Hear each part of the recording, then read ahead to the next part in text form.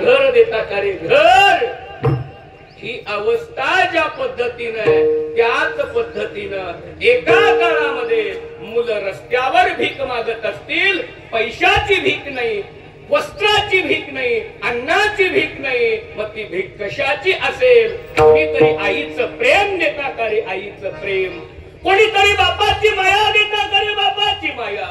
अरे कोणीतरी बापासारखं माझ्या डोक्यावर हात फिरवता का रे? कोणीतरी पाठीवर शब्बासकी देता का रे माझ्या बापासारखी? माझ्या बापासारखं निष्काम प्रेम कोणीतरी करता का? त्या वेळेला रस्त्यानं बापाच्या प्रेमासाठी, आईच्या स्नेहासाठी मुलं रस्त्यावर भीक मागत असतील, पण ती भीक पुन्हा कधीच त्या असणाऱ्या भिकेच्या भांड्यामध्ये पडणार नाही, लक्षात ठेवा. कोणीतरी कोट्यावधी रुपये कमवलेला मुलगा त्या मॉल मधून लाखो डॉलरला एक आई आणि एक बाप विकत आणेल, एक आई आणि बाप विकत आणेल, आणि ती आणलेली आई आणि बाप विकत आणल्यानंतर घरी येईल, आणि घरी आल्याबरोबर तो मुलगा म्हणेल, आई अगं माझी जन्म देणारी आई गेल्यापासून मला प्रेमाचं खायला मिळालं नाही ग, माझ्यासाठी काहीतरी गोड धोड बनव. त्या वेळेला ती विकत आणलेली आई म्हणते, बाळा मी तुझी आई व्हायचे पैसे घेतले, स्वयंपाक करायचे नाही रे बाबा, स्वयंपाक करायचे पैसे घेतले नाही. तो मुलगा त्या विकत आणलेल्या बाबाला म्हणे, बाबा माझ्या डोक्यावर हात फिरवाव, मला मिठी माराव. माझा जन्म देणारा बाप गेल्यापासून मला कुणी कडकडून मिठी मारली नाही, माझ्या डोक्यावरून कुणी हात फिरवला नाही, माझ्या पाठीवर कधी शब्बासकी दिली नाही. बाबा फिरवा ना हो माझ्या डोक्यावरून हात, मारा ना हो मला मिठी. त्यावेळेस तो विकत आणलेला बाप म्हणेल, बाळा मी फक्त बाप व्हायचे पैसे घेतले, मिठी मारण्याचे नाही रे, डोक्यावरून हात फिरवण्याचे नाही रे, प्रेम करण्याचे पैसे घेतलेले नाहीत रे. म्हणून लक्षात ठेवा, जगाच्या बाजारी सर्व मिळे जन, परी माता पिता जान न मिळती. म्हणून लक्षात ठेवा, कुणीतरी म्हटलंय, सूरज की रोशनी और बाप की डांट सहना सीखो, सूरज की रोशनी और बाप की डांट सहना सीखो, क्योंकि दोनों के ही जाने से जीवन में अंधेरा छा जाता है. सूर्याचं ऊन आणि बापाचं बोलणं सहन करायला शिका. वाक्य ऐका, सूर्याचं ऊन आणि बापाचं बोलणं सहन करायला शिका, कारण दोघांच्याही जाण्यानं जीवनामध्ये अंधारच येणार आहे, दोघांच्याही जाण्यानं अंधारच येणार आहे. पण पुढचं वाक्य ऐका, हा प्रकाश देणारा सूर्य, हा प्रकाश देणारा सूर्य आज मावळला तर उद्या उगवेल, हा प्रकाश देणारा सूर्य आज मावळला तर उद्या उगवेल. परंतु बाप नावाचा सूर्य एकदा मावळला की पुन्हा कधीच उगवणार नाही. नाम मने आता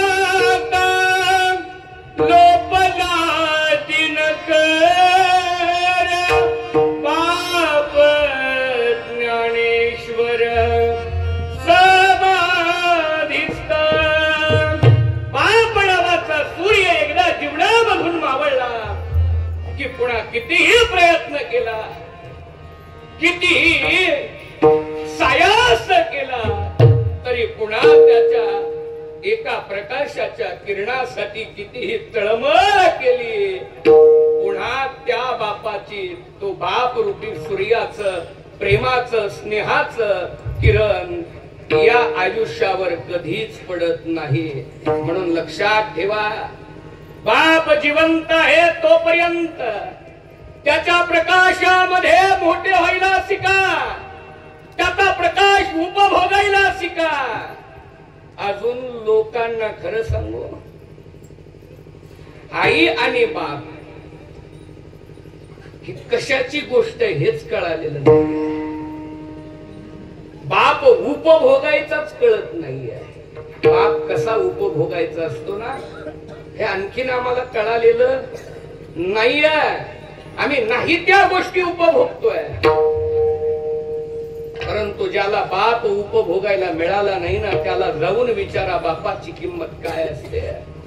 अरे माझ्या ज्ञानोबारायला जाऊन विचारा, यांच्या बापानं आपल्या मुलाचं कल्याण व्हावं म्हणून इंद्रायणीच्या डोहामध्ये स्वतःच्या पोटाला शिळा बांधून मुलांच्यासाठी जीव दिला. त्या माझ्या ज्ञानोबारांना विचारा बापाची किंमत काय असते. अरे कधीतरी मंदिरात जायचं बंद करा, कधीतरी देवाला सुट्टी द्यायचा. आज रविवार देवाला सुट्टी आहे, देव मंदिरात नाहीये. मग एखाद्या अनाथ आश्रमात जा, लहानपणी ज्याचा बाप मेलाय त्या मुलाला जाऊन विचारा बापाची किंमत काय आहे.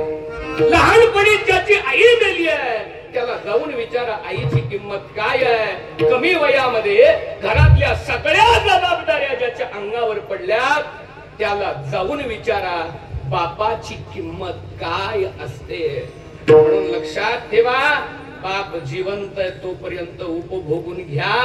आणि पुन्हा जर बाप गेला, पुन्हा त्याची मिठी मिळणार नाही, पुन्हा त्याची हसणं मिळणार नाही, पुन्हा त्याचं प्रेमानं कुरवाळणं मिळणार नाही. कोट्यावधी रुपये जरी आले तरी त्या गोष्टी पुन्हा या जगतात मिळणार नाहीत. अगदी 2-3 महिन्यापूर्वीची घटना, राय भागामध्ये या वर्षी पावसाचं प्रमाण कमी झालं, चोऱ्यांचा सुळसुळाट वाढला, दरोडे पडायला लागले. अडराणामध्ये वस्ती जवळपास 4-5 किलोमीटरवर कोणाचं घर नाहीये. एकुलता एक मुलगा, एकुलती एक मुलगी, पत्नी, मुलीचं लग्न झालंय, मुलगी नांदायला गेली आहे. पण 2 महिने झालं बाप मुलीला भेटायलाच गेलेला नाही. बापाची लाडकी मुलगी आहे, पण बापाला वाटतं आपण आपल्या मुलीकडे जाऊन यावं, पण मुलगी इतक्या जवळ नाहीये की गेलं की माघारी येता यावं.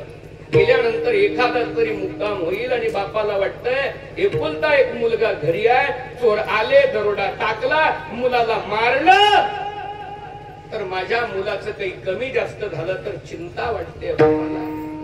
परंतु बाप जेवताना बसताना सारखं म्हणतोय ताईडीची फार आठवण येते, पण काय करावं, या चोरांचा कालवा होऊन बसलाय ना, पाय निघत नाही.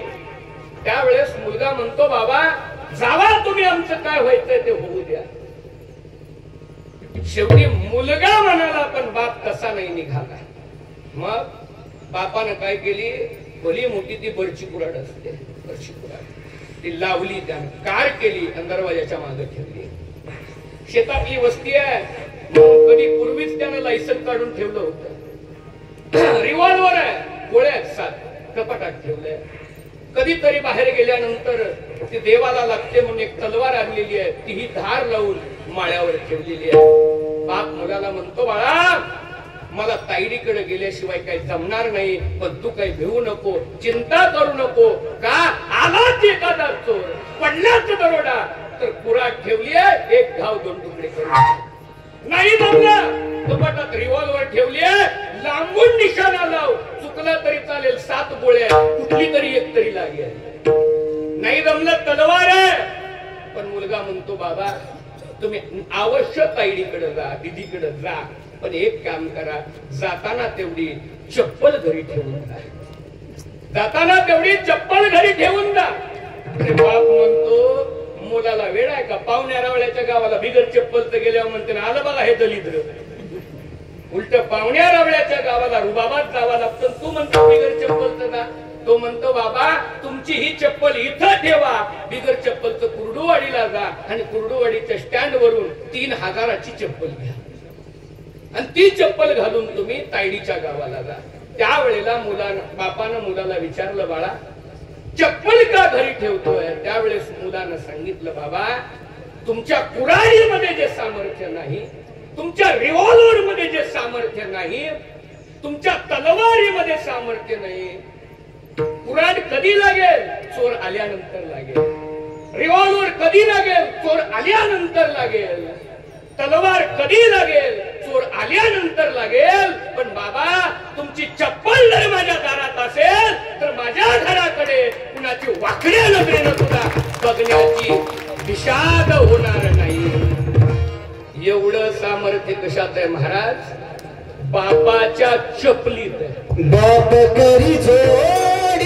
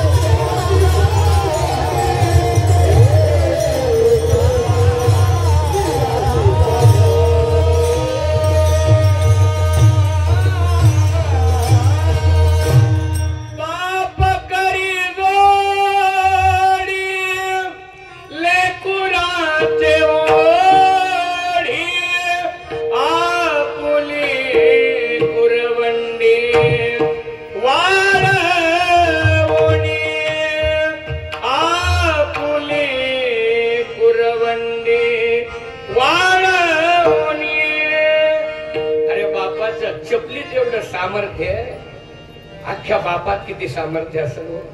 अख्ख्या बापामध्ये काय सामर्थ्य असेल? अख्खा बाप जर घरात असेल तर यमाची सुद्धा महाराज घराकडे वाकड्या नजरेनं बघायची विषाद नाही. देखीलाची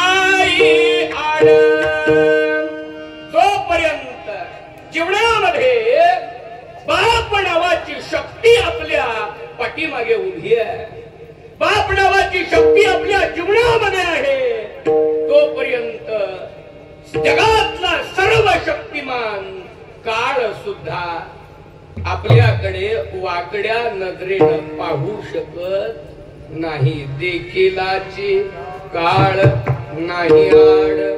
म्हणून लक्षात ठेवा, जीवनामध्ये आपल्या वडिलांची सेवा करत असताना, वडिलांची भक्ती करत असताना भक्ती कशी करावी, भक्ती कशी करावी.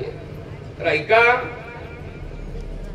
द्वापार युगामध्ये कुरुवंशामध्ये शंतनू नावाचा राजा होऊन गेला.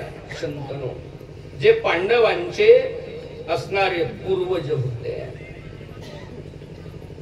शंतनू नावाचा राजा स्वर्गामध्ये गंगा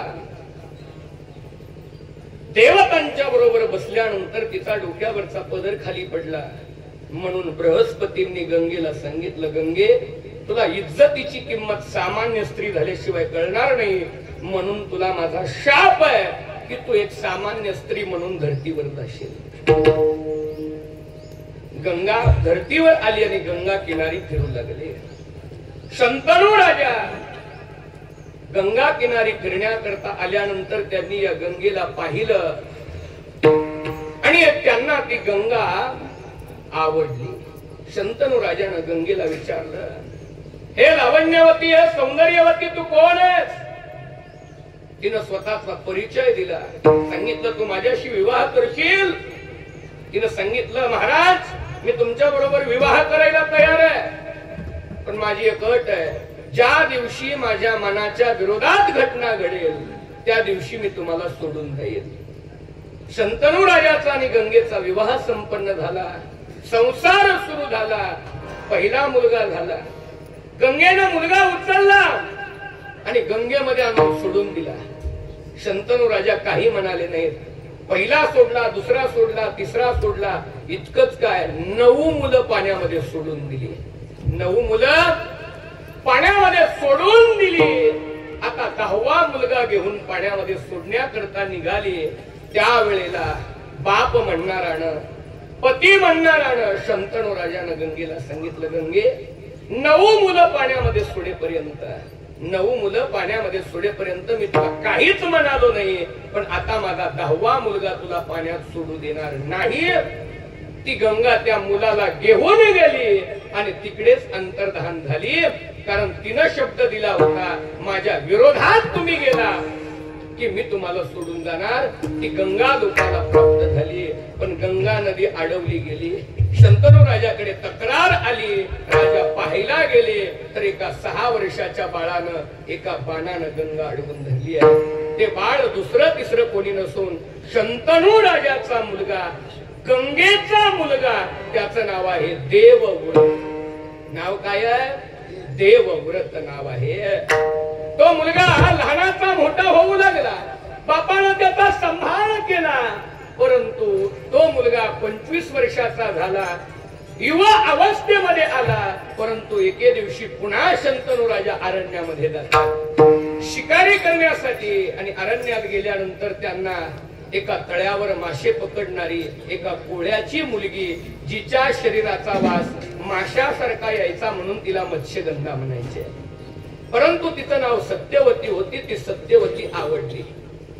सत्यवती जवळ गेले शंतनू राजा, तुझं सौंदर्य, तुझं लावण्य मला आवडलंय, तू मला आवडलेली आहेस, माझ्याशी विवाह करशील?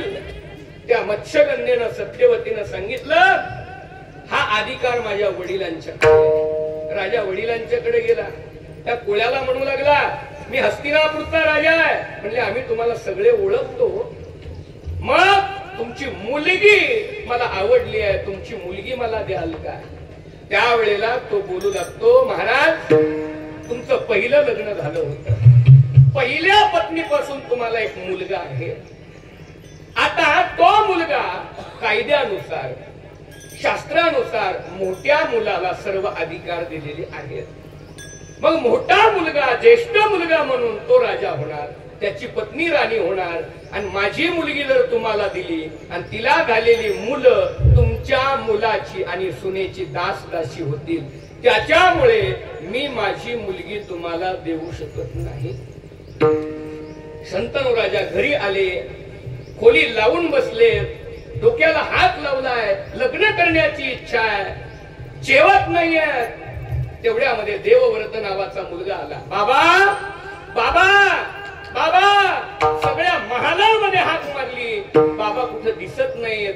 बाबांच्या कक्षाकडे गेला, दरवाजा उघडला तर 2 ताटं झाकून ठेवलेली आहेत. बापानं 2 वेळेचं जेवण केलेलं नाहीये. बाप डोक्याला हात लावून बसलेला आहे. गेल्याबरोबर मुलानं विचारलं, बाबा काय झालं सांगा बाबा, कुणी तुमचा अपमान केला का, कुणी तुम्हाला काही अपशब्द बोललं का, कुणी काही तुम्हाला शिक्षा केली का, का तुम्ही या अवस्थेमध्ये खिन्न मनानं बसलेला आहात. त्यावेळेला एका बापानं मुलाला सांगितलं, बाळा मी अरण्यामध्ये शिकारीसाठी गेलो होतो, तिथं एक मत्स्यगंधा सत्यवती नावाची मुलगी आहे, ती मला पसंत पडली आहे, पण तिचा बाप मला ती मुलगी द्यायला तयार नाहीये. त्यावेळेस लग्नाला आलेला मुलगा आपल्या बापाला म्हणतो, चला माझ्या बरोबर, कसं तू मुलगी देत नाही मी बघतो, साम दाम दंड भेद करून मी तुमच्यासाठी ती मुलगी घेऊन येतो. बापाला रथात बसवलंय, मुलाचं वय लग्नाचं आहे, पण लग्न कोणाचं करण्यासाठी निघालाय मुलगा, बापाचं लग्न करण्यासाठी. त्यावेळेला त्या अरण्यामधल्या त्या पोळ्याच्या घराच्या समोर आला, रथ थांबवला, उतरला मुलगा. शंतनू राजा उतरले आणि देवव्रतानं त्या पोळ्याला सांगितलं, तुमची मुलगी माझ्या वडिलांना पसंत आहे. शब्द ऐका, मुलगा म्हणतोय तुमची मुलगी माझ्या बापासाठी, मी मागण्यासाठी आलोय. त्यावेळेला त्या पोळ्यानं उत्तर दिलं, देवव्रता तू ज्येष्ठ मुलगा आहेस, तू राज्यगादीवर बसणार, तुझी पत्नी महाराणी होणार, तुझी मुलं युवराज होणार, आणि माझी मुलगी तुझ्या बापाला दिल्यानंतर तिची मुलं तुझे दास, तुझ्या पत्नीचे दास आणि तुझ्या मुलांचे दास होतील. त्यामुळे मी माझी मुलगी तुझ्या वडिलांना देऊ शकत नाही. त्यावेळेला देवव्रतानं सांगितलं, मी राजा होईल, माझी पत्नी महाराणी होईल, माझी मुलं युवराज होतील, म्हणून तुम्ही तुमची मुलगी माझ्या वडिलाला देत नाही ना. मुलं होतील कधी, लग्न झाल्यावर. पण हा देवव्रत आजच प्रतिज्ञा करतो, तुम्ही जर तुमची मुलगी माझ्या बापाला देत असाल तर हा देवव्रत गंगापुत्र आज प्रतिज्ञा करतो की मी अजन्म ब्रह्मचारी राहील, मी अजन्म ब्रह्मचारी राहील, मी अजन्म ब्रह्मचारी राहील. बापाचं लग्न व्हावं म्हणून 25 वर्षाच्या लग्नाला आलेल्या मुलानं अजन्म ब्रह्मचारी राहण्याची प्रतिज्ञा केली. त्या मुलाचं नाव आहे पितामह भीष्म. भीष्म प्रतिज्ञा. या जगाच्या पाठीवर असा मुलगाच नाही बापाचं लग्न व्हावं म्हणून ब्रह्मचारी राहिलाय. जर उद्या एखाद्या ज्योतिषानं सांगितलं बापाला मारलं की लग्न होते, एक बाप जिवंत राहायचा नाही महाराज. म्हणून बापावर प्रेम करायचंय तर देवव्रत पितामह भीष्मासारखं करा. बापासाठी मुलगा अजन्म ब्रह्मचारी राहिला. वाढवी महत्व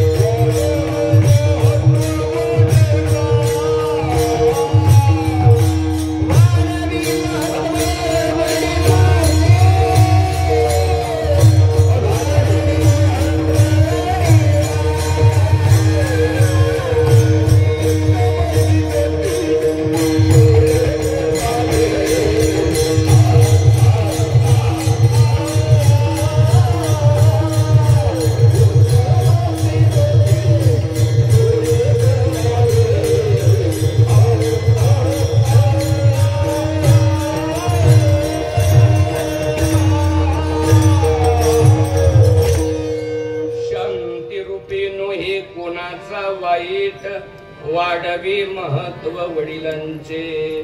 जगद्गुरु तुकोबरेंचे वडील निवर्तले.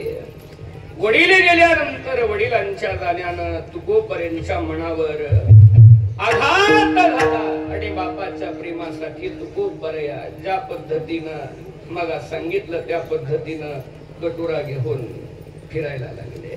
अरे कोणीतरी बापाचं प्रेम देता का रे बापाचं प्रेम, कोणीतरी बापाचा स्नेह देता का रे स्नेह. देहू गावापासून प्रत्येकाकडे पाहतात. कराल का बापासारखं प्रेम, द्याल का बापाचा स्नेह, द्याल का बापाची माया. कोणी सुद्धा तुकोबऱ्याकडे बापाच्या दृष्टीनं पाहायला तयार नाही. देहू गावापासून बापाच्या प्रेमाची भीक मागत तुकोबऱ्या पंढरपुरापर्यंत आले. पंढरपुरामध्ये बोलू लागले, बापाचं प्रेम देता का, बापाचा स्नेह देता का. कोणी सुद्धा तुकोबऱ्यांच्याकडे प्रेमानं पाहायला तयार नाही, बापाच्या दृष्टीनं पाहायला तयार नाहीये. तुकोबऱ्या रावळात गेले.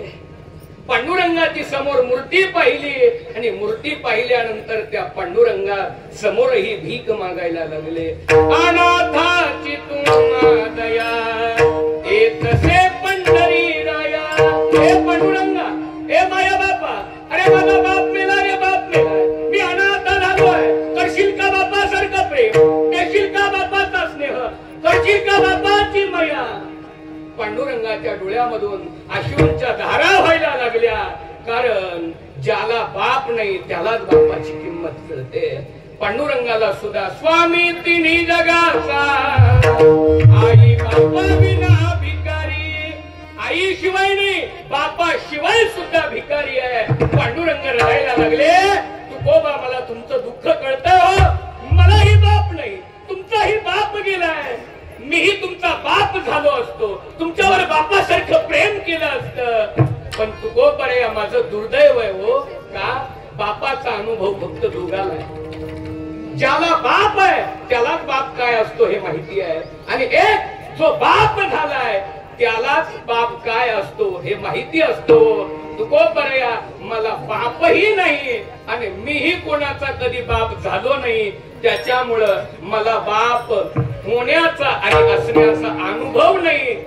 मी तुमच्यावर बापासारखं प्रेम करेल, पण त्याच्या अगोदर तुम्हीच मला शिकवा की बाप कसा असतो, काय करतो. त्यावेळेला जगाच्या मालकाला, जगाच्या बापाला जगद्गुरु तुकोबरेनी बाप कसा असतो, बापानं मुलासाठी काय करावं, बाप कसं व्हावं याचं उत्तर अभंगाच्या प्रथम चरणामध्ये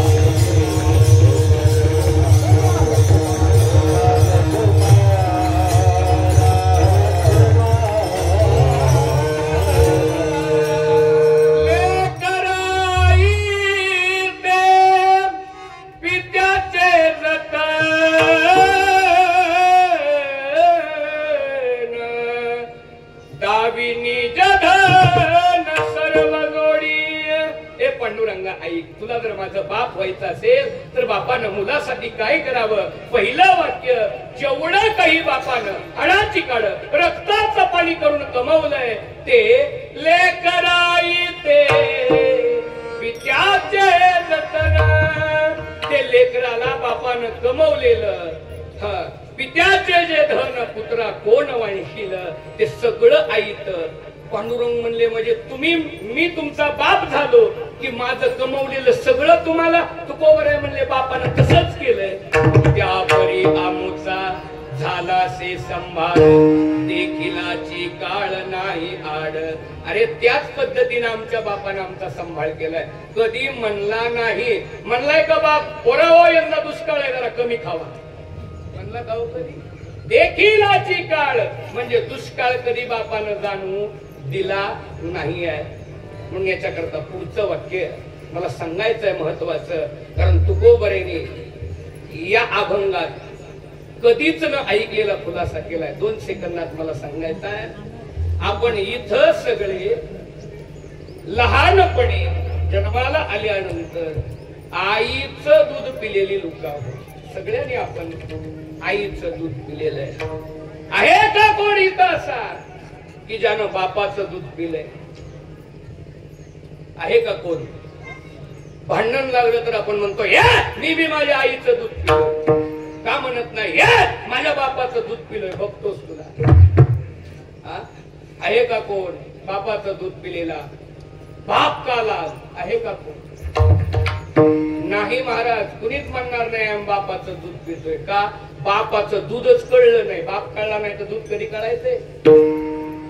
बापाचं दूध कळालं नाही. ऐका, असं म्हणतात आईच्या रक्ताचे 100 थेंब जळाले की 1 थेंब दुधाचा तयार होतो. आईचं रक्त जळतं त्याचं दूध होतं. मग बापाचं जळतं त्याचं का विष होईल का? बापाचं ऐका, आईच्या रक्ताचे 100 थेंब जळावेत तेव्हा 1 थेंब दुधाचा होतो. पुढचं वाक्य ऐका, बापाच्या रक्ताचे 100 थेंब जळावेत तेव्हा बापाच्या अंगाला आलेल्या घामाचा 1 थेंब तयार होतो. असे 1000 थेंब 100 थेंब बापाच्या घामाचे जमिनीवर पडावेत तेव्हा जेवणाचा 1 घास तयार होतो. मग बापाचं रक्त जळतं, बापानं केलेलं कष्ट हे सुद्धा बापाचं दूध आहे. आईचं दूध फक्त आपणच पितोय. आईचं दूध आपणच पिलो. आपल्या आईचं, आपली मुलं आपल्या आईचं दूध पिली का? ती त्यांच्या आईचं पिली. पण आपली मुलं आजही आपल्याच बापाचं दूध पिते.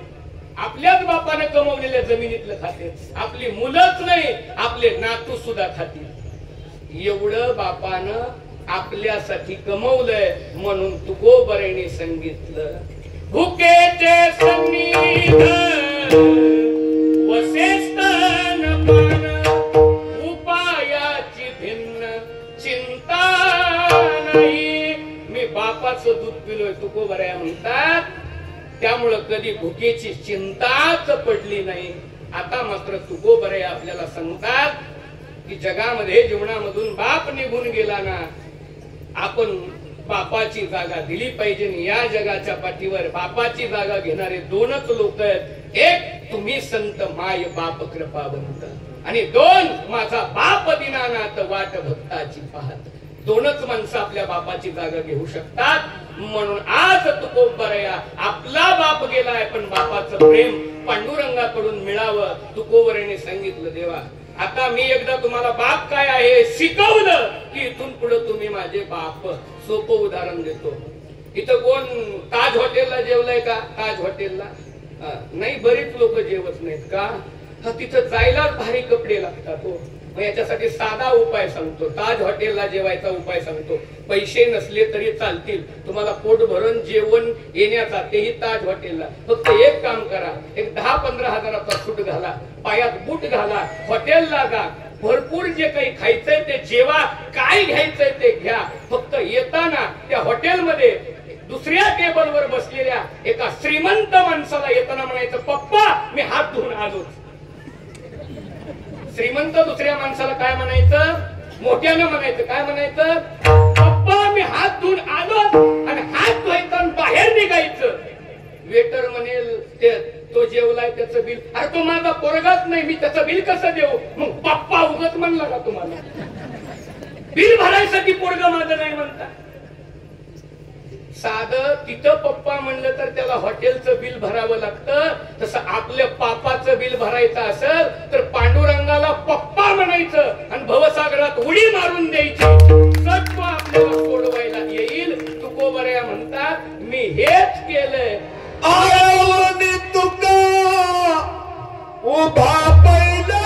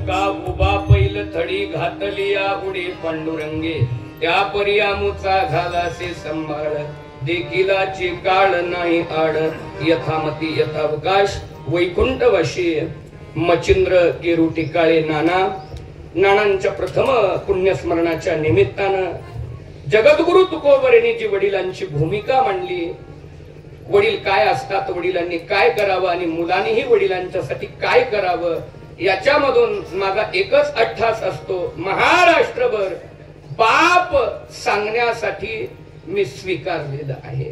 त्याचं एक कारण सुद्धा सांगून जातो. आज पहिल्यांदाच किंवा एखाद्या वेळेस असतातच, परंतु आज पहिल्यांदाच त्याचं कारण असं आहे, मलाही देवासारखा बाप मिळाला, तो कळाला, मला कळाला आणि तो तुम्हाला कळावा. कारण अजून काही दिवसांनी मी माझ्या बापाच्या पुण्याईनं, कळालेल्या बापाच्या पुण्याईनं फार मोठा होईल. त्यावेळेला ही लोक विचारतील तुम्ही मोठे कसा झाला, त्याच्यापेक्षा आधीच सांगतो हे करा, आपापल्या बापाला जाणून घ्या, मोठं होण्यापासून तुम्हाला कोणी वाचवू शकत नाही. म्हणून महाराष्ट्रभर तेवढाच अट्टास आहे, जिवंतपणे बाप कळवून घ्या, मेल्यानंतर बाप कळून काही सुद्धा उपयोग नाही. म्हणून जिवंत आहे तोपर्यंत त्या बापाला सांभाळा, त्याला उपभोगा.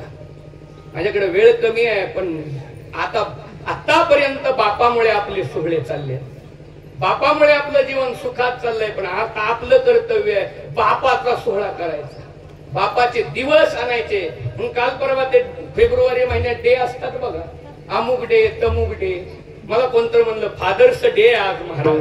मी म्हणलं बाबा, बापाचा दिवस नसतात, बापामुळे दिवस असतात.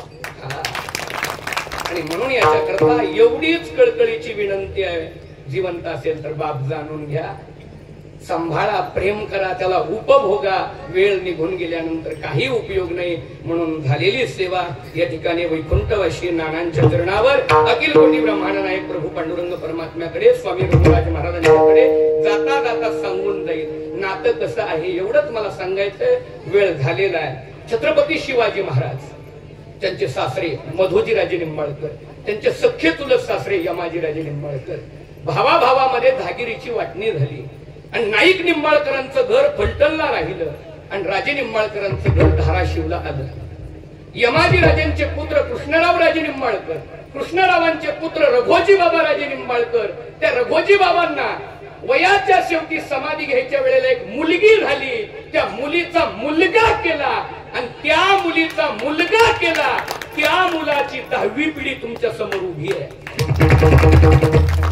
आणि त्या घराण्यामधली माझी सख्खी आत्या, माझे आजोबा वैकुंठवासी मुरलीधर भाऊ या गावचे जावाई, या गावचे जावाई माझे आजोबा. आणि त्यांची ज्येष्ठ कन्या राजे भोसले घराण्यामध्ये जिंतीला दिली आणि त्या माझ्या आत्याची कन्या या घराण्यामध्ये दिलेली आहे. ही एवढी संत परंपरा इथलेच असणारे नाती आहेत, म्हणून ही संतांची परंपरा आहे. लाडकीले कमी संतांची, मगवरी कृपा बहुतांची. आणि म्हणून याच्याकरता या ठिकाणी या सेवेचा योग आलेला आहे. म्हणून पुनश्च एकदा आपण सर्वांच्या चरणावर विनम्र अभिवादन करतो आणि सेवेला पूर्णविराम देतो. ज्ञानेश्वर